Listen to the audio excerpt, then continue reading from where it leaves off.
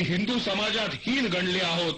इतकेच नव्हे तर हिंदूंच्या असमानतेच्या वर्तणुकीमुळे आम्ही सर्व हिंदुस्थान देशामध्ये सर्वांपेक्षा हीन गणले गेलो आहोत. हा कलंक धुवून काढण्याकरता, नरदेहाचे चीज करण्याकरता जर कोणता एखादा उपाय असेल तर तो म्हणजे हिंदू धर्माचा, हिंदू समाजाचा त्याग करणे हाच होय. हिंदू धर्मात तुम्हाला स्वातंत्र्य आहे काय? दरेक नागरिकाला कायद्याने जेवढे व्यवसाय स्वातंत्र्य आहे तेवढे स्वातंत्र्य तुम्हालाही आहे असे काही लोक तुम्हाला म्हणतील. परंतु या म्हणण्यात खरोखरी काही अर्थ आहे काय? ज्याला जन्मजात धंद्याशिवाय दुसरा कोणताही धंदा समाज करू देत नाही त्या माणसाला तुला व्यवसाय स्वातंत्र्य आहे असं सांगण्यात काय हसील आहे? ज्याला संपत्ती मिळवण्याचे कोणत्याही प्रकारचे द्वार खुले नाही त्याला तुझ्या संपत्तीला कोणीही हात लावू शकणार नाही, तुझी संपत्ती उपभोगण्यास तू स्वतंत्र आहेस असं सांगणं म्हणजे त्याची थट्टा करणं होय.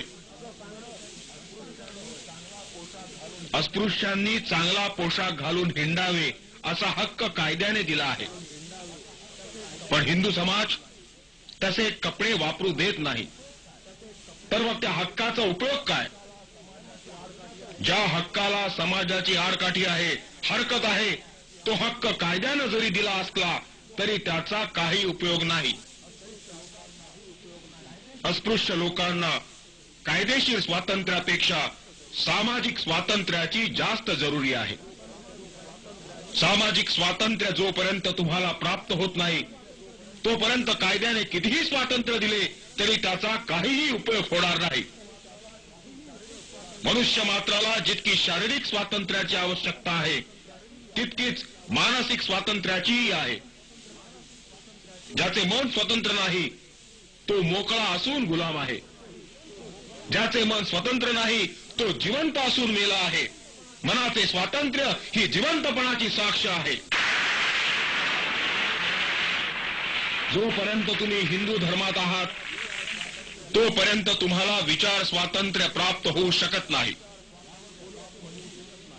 यावर कोणी असे म्हणतील की हिंदू धर्माने केवळ तुमचेच मानसिक स्वातंत्र्य हिरावून घेतले आहे असे नव्हे तर हिंदू धर्माला प्रमाण मानणाऱ्या सर्व जातींचे मानसिक स्वातंत्र्य हिरावून घेतले आहे.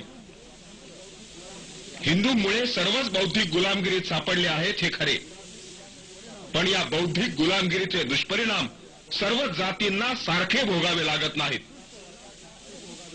स्पृश्य वर्गाच्या ऐहिक सुखावर या बौद्धिक गुलामगिरीचा कोणत्याही प्रकारचा अनिष्ट परिणाम होऊ शकत नाही.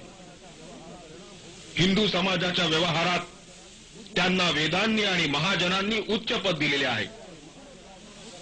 दुसऱ्यावर हुकूमत गाजवण्याकरता त्यांना अधिकार दिलेला आहे. सारा हिंदू धर्म वरिष्ठ वर्गाच्या हिंदूंनी वरिष्ठ वर्गाच्या संवर्धनाकरता रचलेला आहे. ज्याला ते धर्म म्हणतात त्या धर्मात तुम्हाला गुलामाची भूमिका दिलेली आहे. इतकेच नव्हे तर या गुलामगिरीतून तुमची सुटका होऊ नये अशा प्रकारची व्यवस्था त्या धर्मात केलेली आहे. म्हणून हिंदू धर्मातील या गुलामगिरीतून सुटका करून घ्यायची तुम्हाला जितकी जरुरी आहे तितकी उच्चवर्णीयांना नाही. तुम्हाला जर स्वातंत्र्य हवे असेल तर तुम्हाला धर्मांतरच केले पाहिजे. अस्पृश्यता निवारणाची आज जी चळवळ चालू आहे त्या चळवळीवर अशी टीका करण्यात येते की तुम्ही आपापसातली जातीभेद, अस्पृश्यता नाहीशी करा, मग आमच्याकडे दाद मागण्यास या, असा साळसूतपणाचा सल्ला त्यांना देण्यात येत असतो. अस्पृश्य वर्गात समाविष्ट असलेले लोक आपसात जातीभेद पाळतात आणि काही अस्पृश्यता पाळतात. या गोष्टीचा इन्कार करता येणं शक्य नाही. तरीही या अपराधाला ते कारणीभूत आहेत असं म्हणणे निखालस खोटे आहे. जातीभेदाचा आणि अस्पृश्यतेचा उगम वरिष्ठ वर्गाच्या हिंदूंच्या हातून झालेला आहे. जातीभेद आणि अस्पृश्यता पाळण्याचा धडा वरिष्ठ वर्गाच्या हिंदूंनी घालून दिला आहे. जातीभेदाच्या आणि अस्पृश्यतेच्या रूढीची जबाबदारी स्पृश्य वर्गावरच पडते. अस्पृश्य वर्गावर ती पडू शकत नाही.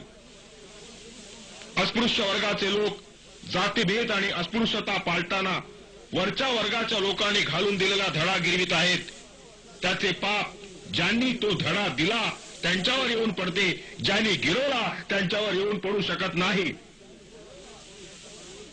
हे उत्तर जरी समर्पक असले तरी या उत्तराने माझे स्वतःचे समाधान होऊ शकत नाही. ज्या कारणामुळे अस्पृश्यता आणि जातीभेद हा आपल्यामध्ये शिरला, त्या कारणाला आपण जबाबदार नसलो तरी जो जातीभेद आणि जी अस्पृश्यता नांदत आहे तिचा धिक्कार न करणे, ती आहे तशीच चालून देणे आपल्याला इष्ट नाही. ती घालविण्याची जबाबदारी आपल्यावर आहे. महारातील शिकला सवरलेला वर्ग घेतला आणि ब्राह्मणातील शिकला सवरलेला वर्ग घेतला तर अस्पृश्य वर्गातील सुशिक्षित वर्ग जातीभेद मोडण्याला जास्त अनुकूल आहे, ही गोष्ट कोणासही कबूल करावी लागेल. आपण जातीभेद पाळतो, अस्पृश्यता पाळतो, याचे मुख्य कारण ज्या हिंदू धर्मात आपण आहोत तो धर्म तसे करावयास सांगतो, म्हणून आपण जातीभेद पाळतो. अर्थात ज्या धर्मात माणसाची घाण माणसानं मानली पाहिजे अशी शिकवण देण्यात येते, त्या धर्मात आपण जोपर्यंत आहोत तोपर्यंत जातीभेद नाहीसा होणार नाही. आपल्या मनातील जातीभेद आणि अस्पृश्यता नाहीशी करायची असल्यास त्यांनी धर्मांतर करणे हा एकच रामबाण उपाय आहे. खरे म्हटले असता हिंदूंचा आणि तुमचा सामाजिक संबंध तरी काय आहे? जितके मुसलमान लोक हिंदूंपासून भिन्न आहेत तितकेच तुम्ही हिंदूंपासून भिन्न आहात. ख्रिस्ती समाज हिंदूंपासून जितका भिन्न आहे तितकेच तुम्हीही हिंदूंपासून भिन्न आहात. ख्रिस्ती आणि मुसलमान यांच्याशी जसा हिंदूंचा रोटीबेटी व्यवहार होत नाही तसा तुमच्याशीही होत नाही. तुमचा आणि हिंदूंचा समाज हे आता सुद्धा निरनिराळे दोन वेगवेगळे समाज आहेत. धर्मांतर केल्याने एका समाजाचे दोन तुकडे करण्यात आले असे कोणालाही म्हणता यावायचे नाही आणि कोणालाही तसे वाटावयाचे नाही. धर्मांतराचे महत्व तुम्हाला जरी पटले नसले तरी नामांतराचे महत्व तुम्हा सर्वांना पटले आहे.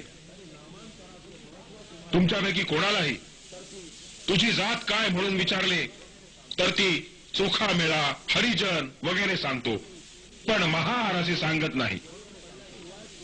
नामांतर करण्याची जरुरी पडल्याशिवाय कोणीही नामांतर करणार नाही. अशा प्रकारे नामांतर करण्याचे कारण अगदी सोपे आहे. अपरिचित अशा माणसाला अस्पृश्य कोण आणि स्पृश्य कोण हे सांगता येत नाही आणि म्हणून जोपर्यंत जात कळत नाही तोपर्यंत स्पृश्य हिंदूंच्या मनात कोणत्याही प्रकारची दूषित भावना उत्पन्न होत नाही.